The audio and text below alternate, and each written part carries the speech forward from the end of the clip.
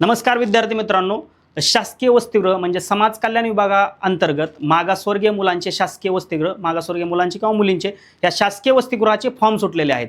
म्हणजे आता फॉर्म भरायची प्रोसेस चालू झालेली आहे. जे विद्यार्थी याच्यासाठी विद्यार्थ्यांना फॉर्म भरायचा आहे ते विद्यार्थी फॉर्म भरू शकतात.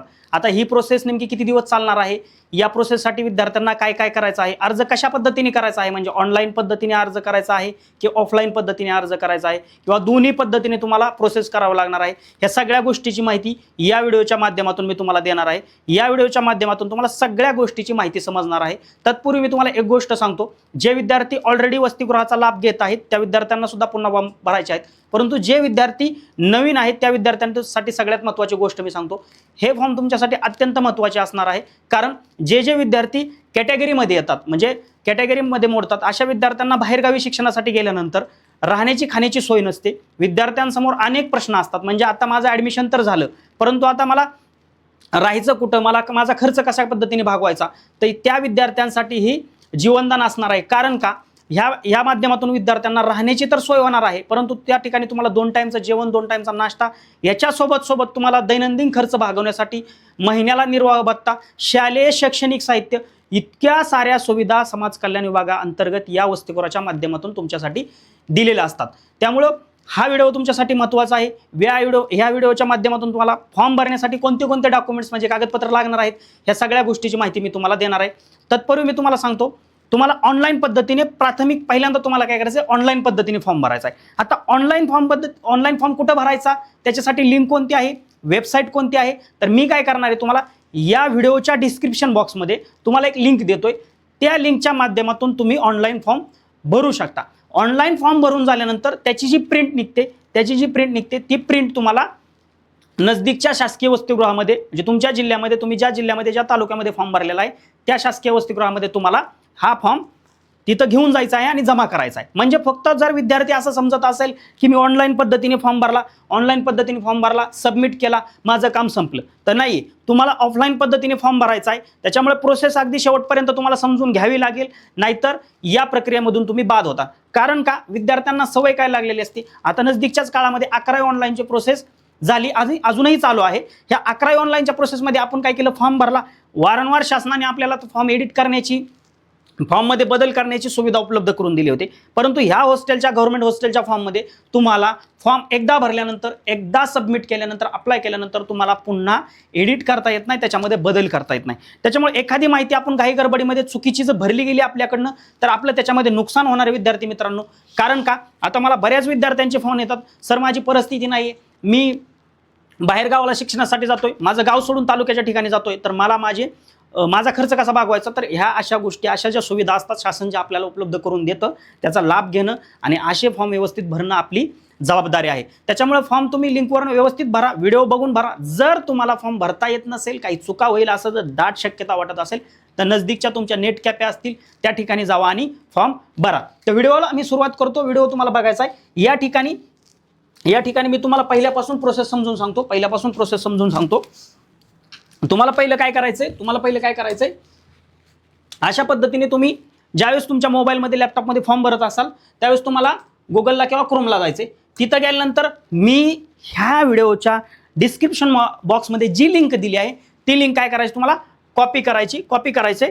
तिथं गेल्यानंतर तुम्हाला ती जी लिंक दिलेली आहे ती लिंक तुम्हाला अशा पद्धतीने, तुम्हाला लिंक पेस्ट केल्यानंतर तुम्हाला अशा प्रकारची साईट ओपन होईल. आता इथं तुम्हाला दिसेल गव्हर्नमेंट हॉस्टेल शासकीय वसतिगृह हॉस्टेल मॅनेजमेंट सिस्टीम, अशा पद्धतीचं पेज, अशा पद्धतीची वेबसाईट तुमच्यासमोर ओपन होईल. User name, password, security check म्हणजे कॅप्चा, ह्या गोष्टी तुम्हाला दिलेल्या आहेत. आता जे विद्यार्थी पुन्हा फॉर्म भरतात, म्हणजे काही विद्यार्थी 11वीला असतील, ज्यांचा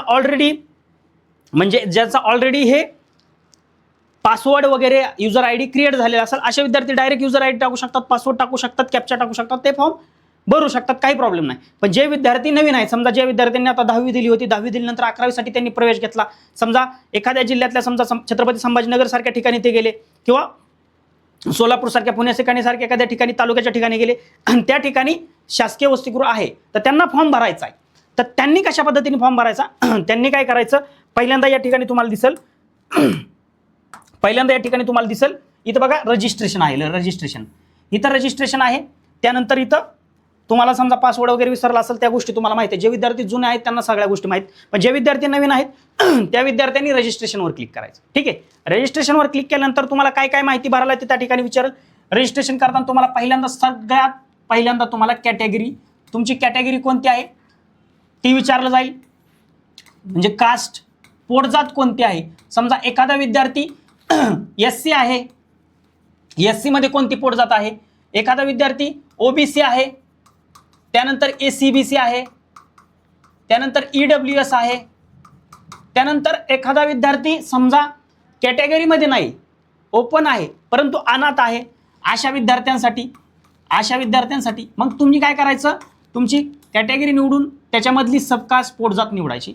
त्यानंतर त्या ठिकाणी तुम्हाला इन्कम विचारलं जाईल, इन्कम टाकायचं. आपलं जे ॲन्युअल फॅमिली इन्कम आहे, आता तुम्ही 10वीसाठी फॉर्म भरत असताना मी त्यावेळेस मी सांगितलं होतं, विद्यार्थी म्हणत होते सर 10वीत आम्हाला ॲडमिशन घेताना उत्पन्नाच्या दाखल्याची गरज आहे का.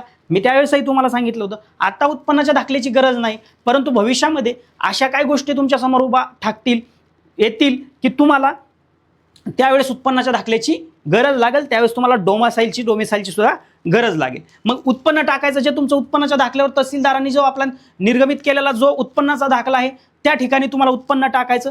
त्यानंतर जिल्हा, सगळ्यात महत्त्वाची गोष्ट जिल्हा निवडायचा आहे. आता तुम्ही म्हणता जिल्हा कोणता निवडायचा, जिल्हा तो निवडायचा ज्या ठिकाणी आपण शाळेला आहे, ज्या ठिकाणी आपण कॉलेजला आहे. ठीक आहे, तो जिल्हा आपल्याला निवडायचा आहे.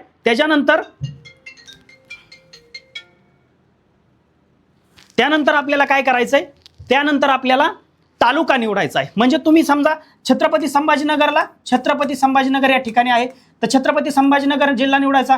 त्यानंतर तुमचा तालुका निवडायचा. याच्यामुळे काय होणार आहे, ज्यावेळेस तुम्ही पुढे फॉर्म भरण्यासाठी जासाल त्यावेळेस त्या जिल्ह्यातली, त्या तालुक्यातली वसतिगृहाची तुमच्या समोर ऑप्शन येणार आहेत आणि त्याच्यामधून एक एक ऑप्शन तुम्हाला निवडायचा आहे. ठीक आहे, लक्षात आली गोष्ट. पहिल्यांदा आपली कॅटेगरी निवडायची, त्यानंतर आपली पोटजात निवडायची, त्याच्यानंतर आपण इन्कम टाकायचं, जिल्हा निवडायचा, तालुका निवडायचा. अशा पद्धतीने प्रोसेस करून तुम्ही जर त्या ठिकाणी 2 ऑप्शन खाली असतील, एक्झिस्टिंग न्यू, म्हणजे जे जुने विद्यार्थी आहेत त्यांनी एक्झिस्टिंग, आणि जे विद्यार्थी नवीन असतील, जे नवीन फॉर्म भरतात, ज्यांना पहिल्यांदाच फॉर्म भरतात, सेकंडरीसाठी आणि हायर सेकंडरीसाठी सध्या ऑप्शन उपलब्ध करून दिलेले आहेत. उद्या भविष्यामध्ये त्याच्यामध्ये अजून काही ऑप्शन ॲड करून दिले जातील, म्हणजे ग्रॅज्युएशनसाठी असे तुम्हाला ऑप्शन ॲड करून दिले जातील. पण सध्या सेकंडरी आणि हायर सेकंडरी ऑप्शन तुम्हाला उपलब्ध करून दिलेला आहे. ठीक आहे, म्हणून या ठिकाणी काय करायचं, न्यू विद्यार्थ्यांनी नवीन त्या ठिकाणी न्यू सिलेक्ट करायचं. अशा पद्धतीने तुम्हाला काय करायचंय, रजिस्ट्रेशन कंप्लीट करायचंय. आता तुम्ही रजिस्ट्रेशन तर कंप्लीट केलं, मग तुम्हाला काय करायचंय, जो तुमचा युजर आयडी त्या ठिकाणी आहे, युजर आयडी पासवर्ड जो तुम्ही क्रिएट केलेला आहे, युजर आयडी पासवर्ड त्या ठिकाणी अशा पद्धतीने तुम्हाला काय करायचं, युजर आयडी टाकायचा. तर मी एक युजर आयडी टाकतो, म्हणजे मला व्यवस्थितपणे फॉर्म सांगता येईल कशा पद्धतीने भरायचा. ठीक आहे, त्यानंतर पासवर्ड टाकायचा. पासवर्ड टाकून झाल्यानंतर तुम्हाला काय जो कॅप्चा या ठिकाणी दिलेला आहे तो कॅप्चा आपल्याला टाकायचा. ठीक आहे,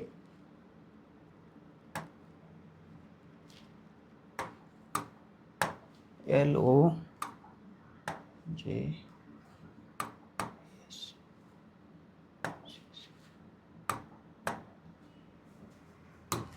या ठिकाणी तुमचं काय होईल, अशा पद्धतीचं ओपन होईल. आता मी पहिलंच रजिस्ट्रेशन केलं होतं. पहिलं रजिस्ट्रेशन केलेलं असल्यामुळं या ठिकाणी बघा तुम्हाला या ठिकाणी कॅटेगरी दिसती SCBC, त्यानंतर कास्ट तुम्हाला दिसते, त्यानंतर इन्कम झाल्यानंतर आता बघा या ठिकाणी तुम्हाला बघायला भेटेल, तुम्हाला कोणते विद्यार्थी फॉर्म भरू शकतात तुम्हाला दिसत असेल बघा. ठीक आहे, इथं बघा schedule caste, OBC, other backward class, विमुक्त जात, VJNT, schedule tribes, orphan without caste category, म्हणजे अनाथ आहे पण कुठल्या कॅटेगरीमध्ये नाही ते. त्यानंतर special backward class SBC, ACBC, economical weaker section, EBC, disabled, orphan. अशा पद्धतीने तुम्हाला या ठिकाणी कॅटेगरी विचारली जाईल, त्या ठिकाणी कास्ट विचारली जाईल. कास्ट म्हणजे तुम्ही समजा SCBC आहे, SCBC मध्ये एकच आहे SCBC. त्यानंतर इन्कम विचारलं जाईल, इन्कम. त्यानंतर डिस्ट्रिक्ट विचारलं जाईल, त्यानंतर तुम्हाला तालुका विचारला जाईल. सर्व्हिस टाईप म्हणजे कशासाठी फॉर्म भरताय, हॉस्टेल, SA तुम्हाला सिलेक्ट करायचं आहे. त्यानंतर तुम्हाला अकॅडमिक इयर म्हणजे चालू अकॅडमिक इयर तुम्हाला हे करायचं आहे 2026-27 आणि न्यू. आणि या ठिकाणी डिपार्टमेंट तुम्ही निवडलं तर निवडा, काही गरज नाही तुम्हाला. त्यानंतर मग या ठिकाणी सगळ्या गोष्टी झाल्यानंतर रजिस्ट्रेशन युजर आयडी वगैरे क्रिएट झाल्यानंतर काय करायचं तुम्हाला, अप्लाय नाववर, म्हणजे अशा ठिकाणी ज्यावेळेस तुम्ही टाकसाल त्यावेळेस अप्लाय नाव येईल. मग वसतिगृह अर्ज, स्वाधार अर्ज, 2 गोष्टी या ठिकाणी दिलेल्या आहेत. अर्ज करावर क्लिक करायचं. अर्ज करावर क्लिक केलं, पहिल्यांदा सगळ्यात महत्त्वाची माहिती, आता बाकी याच्या अगोदरचे जे तुम्ही फॉर्म भरले, 11वी ॲडमिशनसाठी फॉर्म भरले किंवा कोणत्याही ठिकाणी आपण प्रोसेस करत असताना, ऑनलाईन फॉर्म भरत असताना डॉक्युमेंट जे आपण कागदपत्र अपलोड करतो ते आपण शेवटी करतो. ठीक आहे, शेवटी करतो. आता या ठिकाणी तुम्ही बघा, या ठिकाणी पहिला काय दिलेलं, पहिलं काय, दस्तऐवज अपलोड करा, म्हणजे डॉक्युमेंट्स अपलोड करा. ठीक आहे, मग पहिलं तुम्हाला काय मागितलंय, जातीचं प्रमाणपत्र म्हणजे तुमचा जातीचा दाखला. त्यानंतर काय मागितलंय, महाराष्ट्राचा रहिवासी असल्याचा पुरावा. आता जातीचं प्रमाणपत्र 250 KB साईज दिलेली. त्यानंतर महाराष्ट्राचा रहिवासी असल्याचा पुरावा, कोणतेही वय, नागरिकत्व, राष्ट्रीय प्रमाणपत्र, रेशन कार्ड, निवडणूक ओळखपत्र, जन्मतारीख प्रमाणपत्र, शाळा सोडल्याचा दाखला, रहिवासी असल्याचा पुरावा या ठिकाणी तुम्हाला अपलोड करायचा आहे. ठीक आहे, त्यानंतर तहसीलदार पदापेक्षा कमी नसलेल्या महसूल अधिकाऱ्याने जारी केलेले उत्पन्नाचं प्रमाणपत्र. मी तुम्हाला सांगितलं उत्पन्नाचा दाखला तुम्हाला लागेल या ठिकाणी. गुणपत्रिका आणि शाळा सोडल्याचा दाखला या ठिकाणी अपलोड करायचा आहे. त्यानंतर शैक्षणिक संस्थेचे बोनाफाईड प्रमाणपत्र, तुम्ही जे प्रवेश घेतलेला आहे ते बोनाफाईड प्रमाणपत्र. अंतर प्रमाणपत्र म्हणजे तुम्ही गॅप सर्टिफिकेट, जर तुम्ही गॅप घेतलेला असेल तर गॅप सर्टिफिकेट कोणत्या कारणासाठी गॅप घेतला होता या ठिकाणी अपलोड करायचं आहे. विद्यार्थ्याकडून घोषणापत्र आणि पालकांचे घोषणापत्र. आता तुम्ही म्हणता नाही घोषणापत्र कुठून आणायचं, बरोबर बघा समोर दिसेल, विद्यार्थ्याकडून घोषणा मागितली तिथं या ठिकाणी तुम्हाला अपलोडच्या अगोदर एक ऑप्शन आहे, त्या ठिकाणी तुम्ही घोषणापत्र मिळवा आणि पालकांचे घोषणापत्र सुद्धा तुम्ही मिळवा. अपलोड आणि सेव्ह करायचं, पुढे जायचं. आता मी फॉर्म भरत नाही त्याच्यामुळे मी डायरेक्ट पुढे जातो, वैयक्तिक माहितीवर गेलो. आता वैयक्तिक माहिती म्हणजे तुमचे पर्सनल इन्फॉर्मेशन. अभ्यासक्रमाचा प्रकार कोणता आहे, सेकंडरी आहे की हायर सेकंडरी आहे. आता विद्यार्थी म्हणतील सर ग्रॅज्युएशन मला ऑप्शन नाही, तुमचा ऑप्शन नंतर ऍड करून दिला जाईल. सेकंडरी आणि हायर सेकंडरी निवडायचं, मग याच्यापैकी कोणतं आहे, तुमचं नाव ऑटोमॅटिक येईल, जे भरलं ते, तुमचं जन्मतारीख येईल, तुम्ही भरलं होतं ते, त्यानंतर वय येईल, त्यानंतर भ्रमणध्वनी, तुमचा मोबाईल नंबर क्रमांक ऑटोमॅटिक येईल. वैवाहिक स्थिती मॅरिड आहे अनमॅरिड आहे त्या गोष्टी तुम्हाला भरायचं आहे. वडील हयात आहेत का, होय नाही, वडिलांचे नाव, त्यानंतर आई आहेत काय, आहे की नाही, आईचे नाव, अनाथ आहे का, होय नाही, ह्या गोष्टी तुम्हाला निवडायच्यात. जात प्रमाणपत्राचा तपशील तुम्हाला निवडायचा आहे. बघा जात प्रवर SBC आहे, मग जात SEBC आहे. प्रमाणपत्र क्रमांक, आता तुम्ही म्हणता प्रमाणपत्र क्रमांक म्हणजे सिरियल नंबर. कास्ट सर्टिफिकेटवर तुमच्या वरती सिरियल नंबर दिलेला असतो, सिरियल नंबर दिलेला असतो, तो सिरियल नंबर या ठिकाणी टाकायचा आहे. समजत नसेल नेट कॅफेमध्ये जाऊ द्या, 5, 50, 100 रुपये जाऊ द्या, परंतु याच्यामधनं आपल्याला राहायची सुविधा फुकट आहे, खायचं फुकट आहे, शैक्षणिक साहित्य मिळणार आहे, सगळं शासन पुरवणार आहे, खर्चण्यासाठी पैसे देणार आहे, अगदी तुम्हाला वह्या पुस्तकं सगळ्या गोष्टी देणार आहे. तुम्हाला खर्च 1 रुपया नाही, डायरेक्ट 1 रुपया सुद्धा खर्च नाही. म्हणून नसेल समजत प्रमाणपत्र क्रमांकावर सगळ्यात सोपं डॉक्युमेंट सगळे घ्या, नेट कॅफेकडे जा, त्याला 5, 50, 100 रुपये द्या आणि फॉर्म भरून घ्या. समजत असेल तर भरा. जारी करणारा जिल्हा निवडायचा आहे, म्हणजे तुम्हाला हे प्रमाणपत्र कुणी जारी केलं. जातीचा दाखला तुम्ही पहिल्यांदा जिथं हॉस्टेलला फॉर्म भरायचे ती जिल्हा निवडला, परंतु तुम्हाला जातीचं प्रमाणपत्र कोण देतं, तुम्ही ज्या जिल्ह्यातले आहेत तो जिल्हा देतो. समजा तुम्ही पुणे जिल्ह्यातला असाल तर पुणे जिल्हा या ठिकाणी जारी करणारा जिल्हा तुम्हाला निवडायचा आहे. प्रमाणपत्र कुणी दिलं, अर्जदाराचे नाव, जारी करणारे प्राधिकरण म्हणजे सब डिव्हिजनल ऑफिसर म्हणजे तुम्हाला प्रांतने दिले का डेप्युटी कलेक्टरने दिले. ठीक आहे, या ठिकाणी निवडायचंय. त्यानंतर जारी करण्याची तारीख, ज्या दिवशी तुम्हाला जातीचा दाखला मिळाला ती तारीख टाकायची. आदिवासी तपशील, महाराष्ट्राचा रहिवासी असल्याचा पुरावा, कोणताही वय, नागरिकत्व, राष्ट्रीयत्व, निवडणूक ओळख, जन्मतारीख, ह्या गोष्टी तुम्हाला. मग ज्या ठिकाणी तुम्ही अल्पवयीन जर समजा अर्जदार असाल तर त्या ठिकाणी पालकाचं जोडलं तरी चालतंय. मग डोमिसाईलचा जो क्रमांक आहे तो या ठिकाणी टाकायचा आहे. आणि जारी करणारं प्राधिकरण कुणी केलं, तहसीलदारने दिलं का, नायब तहसीलदार, sub divisional officer, deputy collector, executive magistrate. ठीक आहे, अशा पद्धतीने तुम्हाला हे निवडायचं. मग पुढे जायचं. हे झाल्यानंतर तुम्हाला काय करायचं, सेव्ह करायचं. मी भरतच नाही त्यामुळे मी काय सेव्ह करणार नाही. मग पत्ता तपशीलवर जायचं. ठीक आहे, पत्ता तपशीलवर तुम्ही गेल्यानंतर पत्ता क्रमांक 1 अर्जदाराचा कायमचा पत्ता, म्हणजे तुम्ही ज्या जिल्ह्यात नाहीत त्या जिल्ह्याचा पत्ता क्रमांक 2, पत्ता क्रमांक 3, राज्य महाराष्ट्र, जिल्हा निवडायचा, तालुका निवडायचा, गाव निवडायचं, पिनकोड टाकायचा. त्यानंतर अर्जदाराचा सध्याचा पत्ता, सध्या तुम्ही कुठं राहतात तो पत्ता टाकायचा. जर तुम्ही सेमच पत्त्यावर राहत असेल तर कायमचा पत्त्यावर क्लिक करायचं, माहिती सेव्ह करायची. अगदी सोपा फॉर्म आहे. पहिला तुम्ही काय केलं, दस्तऐवज अपलोड केलं, त्यानंतर वैयक्तिक माहिती तुम्हाला सांगितली, पत्ता तपशील, त्यानंतर पालकांचा पत्ता, तुमच्या पालकांचा पत्ता, सध्या कुठं राहतात ते, त्यानंतर कायमचा पत्ता कोणता आहे, पत्र व्यवहाराचा, तो टाकायचा, जतन करायचं, पुढं जायचं. आता इथपर्यंतच मला माहिती करता येईल, तुम्हाला दाखवता येईल इथपर्यंतच. मी जर पुढं चालू अभ्यासक्रमावर क्लिक केलं ते म्हणतील पाठीमागील माहिती अगोदर भरून घ्या. ठीक आहे, मग या ठिकाणी तुम्हाला काय करायचं, पुढची पण माहिती तुम्हाला सांगतो, पुढची माहिती तुम्हाला समजावून सांगतो की त्याच्यामध्ये काय काय आहे. त्याच्यामध्ये तुम्हाला चालू अभ्यासक्रम, सध्या म्हणजे चालू अभ्यासक्रम तुम्ही कशासाठी प्रवेश घेतला आहे. समजा एखादा विद्यार्थी 10वी झाला आहे, त्यांनी 10वी झाल्यानंतर प्रवेश घेतला आहे, त्या प्रवेशाबद्दल सगळी माहिती तुम्हाला त्या ठिकाणी भरायची, जतन करायचं, सेव्ह करायचं, पुढे जायचं. ठीक आहे, मागील अभ्यासक्रम. आता मागील अभ्यासक्रम सगळ्यात महत्वाचे. एखादा विद्यार्थी जर 11वीला जर फॉर्म भरत असेल तर त्याला 10वीची माहिती कुठं भरली, काय काय डॉक्युमेंट्स, त्या गुणपत्रक वगैरे ह्या गोष्टी तुम्हाला सगळी माहिती व्यवस्थित भरावं लागेल.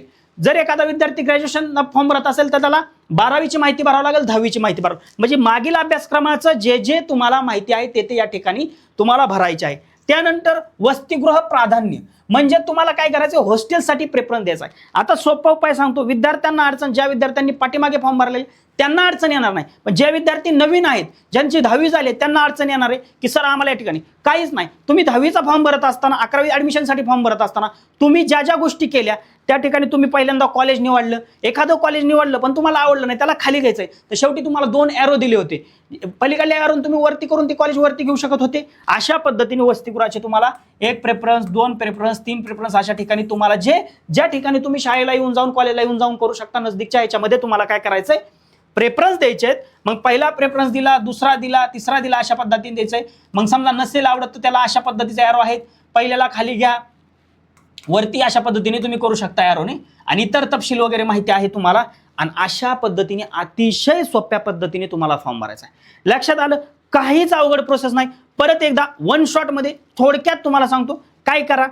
हा जो व्हिडिओ बघताय त्या व्हिडिओच्या डिस्क्रिप्शन बॉक्समध्ये मी तुम्हाला काय दिले, लिंक दिलेली, त्या लिंकवर क्लिक करा.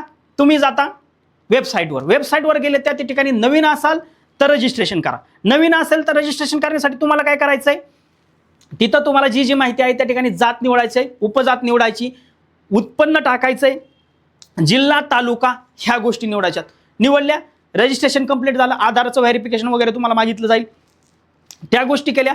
युजर आयडी, पासवर्ड घ्या, युजर आयडी आणि पासवर्ड टाकून त्या ठिकाणी परत या, युजर नेम टाका, पासवर्ड टाका, लॉग इन केला, एवढ्या गोष्टी केल्या. ठीक आहे, त्यानंतर तुम्ही मेन फॉर्मवर त्या ठिकाणी अर्ज करा ऑप्शन आहे, त्या अर्ज करा ऑप्शनवर क्लिक करा. अर्ज करावर क्लिक केलं त्यानंतर तुम्ही फॉर्ममध्ये येता. पहिला ऑप्शन आहे दस्तऐवज अपलोड करा, दस्तऐवज अपलोड करा. मग दस्तऐवज अपलोडमध्ये कोणत्या कोणत्या डॉक्युमेंट्स तुम्हाला मागितलेत, सगळे डॉक्युमेंट्स तुम्हाला अपलोड करायचे. जातीचं प्रमाणपत्र, रहिवासी पुरावा, उत्पन्नाचा पुरावा, गुणपत्रिका, शाळा सोडल्याचा दाखला, ह्या सगळ्या गोष्टी भरायच्यात. त्यानंतर वैयक्तिक माहिती भरायची. वैयक्तिक माहिती म्हणजे तुमची माहिती, तुमचं नाव, तुमचा पत्ता, मोबाईल क्रमांक, ऑटोमॅटिक सगळ्या गोष्टी येतात. त्यानंतर पालकांचा पत्ता भरायचा. ठीक आहे, पत्ता तपशील भरायचा, तुमचा पत्ता तपशील, पालकांचा पत्ता तपशील. त्यानंतर चालू अभ्यासक्रम म्हणजे कोणत्या गोष्टीसाठी, कोणत्या शिक्षणासाठी तुम्ही प्रवेश घेतलाय ती माहिती भरायची. मागील अभ्यासक्रम म्हणजे पाठीमागच्या वेळेस तुम्ही काय शिकला, 11वीत ॲडमिशन घेतलंय तर 10वी शिकलो, ग्रॅज्युएशनसाठी घेताय 12वी शिकलो, 10वी शिकलो, त्या गुणपत्रिका अपलोड करा. वसतिगृहाचे प्राधान्य द्या म्हणजे प्रेफरन्स द्या, आणि इतर तपशील भरा, फॉर्म सबमिट करा. पण याच्यानंतरही सगळ्यात महत्त्वाची गोष्ट मी तुम्हाला सांगतो ती म्हणजे फॉर्म सबमिट झाला, तो फॉर्म तुम्हाला शेवटी चेक करता येतो. शेवटी सबमिट करताना चेक करता येतो, तो फॉर्म पुन्हा चेक करून घ्या, व्यवस्थित माहिती भरली का. कारण मी पुन्हा सांगतो, फॉर्म एडिट करता येत नाही. एकदा फॉर्म भरला, एकदा उत्पन्न टाकलं, एकदा जात टाकली, एकदा प्रेफरन्स टाकला, एकदा फॉर्म सबमिट केला, पुन्हा त्याच्यामध्ये बदल करता येत नाही. त्यामुळं जबाबदारीपूर्वक फॉर्म भरा. नसेल भरता येत 50-100 रुपये जाऊ द्या. पुन्हा सांगतो, व्यवस्थित फॉर्म भरून घ्या. कारण मला माहिती आहे, मी सुद्धा भोगलेला आहे. ज्या विद्यार्थ्यांना तुम्हाला सांगतो अडचण असती, ज्या विद्यार्थ्यांना 11वीला ॲडमिशन घेतल्यानंतर आता मी राहू कुठं, खाऊ कुठं, खर्च भागवू कुठून, ह्या गोष्टीची तळमळ असती, त्यावेळेस अशा विद्यार्थ्यांना ही गोष्टी वरदान असतात, जीवनदान असतं. कारण याच्या माध्यमातून तुमचं शिक्षण पूर्ण होणार असतं. ठीक आहे, त्याच्यामुळे मी तुम्हाला एकदम जबाबदारीने सांगतो, जबाबदारीने फॉर्म भरा आणि भरलेला फॉर्म परत रिचेक करा, त्याची प्रिंट काढा. प्रिंट काढल्यानंतर त्या फॉर्म, तुमचा जो फॉर्म आहे ॲप्लिकेशन फॉर्म, त्यासोबत जे जे डॉक्युमेंट्स अपलोड केले ते स्वाक्षांकित करून, सेल्फ अटेस्टेड करून त्याचा एक बंच तयार करा. ठीक आहे, त्याचा एक बंच तयार करा. म्हणजे फॉर्म प्लस जोडलेले डॉक्युमेंट्स हा एक बंच तयार करा. एक झेरॉक्सचा बंच तुमच्यापाशी ठेवा, एक घेऊन जावा. तुम्ही ज्या शासकीय वसतिगृहामध्ये फॉर्म भरलाय तिथं जर तुम्हाला पोचवता असेल तर चांगली गोष्ट आहे, त्या ठिकाणी पोचवा आणि हा सबमिट करा. तिथं जाऊन त्यांना भेटा, म्हणा सर, जे तुमचे गृहपाल आहेत त्यांना भेटा, म्हणा सर मी फॉर्म भरलेला आहे, अशा पद्धतीने फॉर्म भरलेला आहे, हा माझा फॉर्म आहे, हा तुमच्याकडे घ्या आणि पुढं काय प्रोसेस आहे तुम्हीच मला समजून सांगा. याच्याबद्दलची वेळोवेळीची अपडेट, आणखी काय ॲडिशनल इन्फॉर्मेशन, ह्या गोष्टी माहिती तुम्हाला मी पुढच्या व्हिडिओच्या माध्यमातून नक्की देत राहील. तुमच्या सोबत असेल. तुम्हाला व्हिडिओ जर आवडला असेल तर लाईक करा आणि इथून पुढचे व्हिडिओ बघण्यासाठी चॅनलला सबस्क्राईब करा. पण पुन्हा एकदा सांगतो, फॉर्म भरून फक्त थांबायचं नाही. भरलेला फॉर्म शेवटी ऑप्शन आहे चेकचा, तो चेक करायचा फॉर्म. चेक केलेल्या फॉर्मची प्रिंट काढायची. प्रिंट काढल्यावर त्याला आपले डॉक्युमेंट जे जे अपलोड केले ते डॉक्युमेंट स्वाक्षांकित करून म्हणजे सेल्फ अटेस्टेड करून जोडायचे आणि तुम्ही भरलेल्या वसतिगृहामध्ये तुम्हाला तो फॉर्म नेऊन द्यायचा. किंवा तुम्हाला जे समाज कल्याण विभागाचं ऑफिस असतं त्या ठिकाणी जावा, त्या ठिकाणी सुद्धा माहिती विचारा. ते सुद्धा तुम्हाला माहिती देण्यासाठीच बसलेले आहेत, कारण तुम्हाला माहिती देण्यासाठीच ठेवलेलं आहे. त्याच्यामुळे फॉर्म चुकीचा भरू नका. पुन्हा एकदा सांगतो, व्यवस्थित फॉर्म भरा. व्हिडिओ समजला असेल अशी अपेक्षा करतो. जर तुम्हाला काय अडचण असेल तर कमेंट्स करून नक्की सांगा की तुम्हाला काय प्रॉब्लेम आहे. कमेंटच्या माध्यमातून मी तुम्हाला उत्तर देण्याचा प्रयत्न करेल. तोपर्यंत सर्वांना धन्यवाद.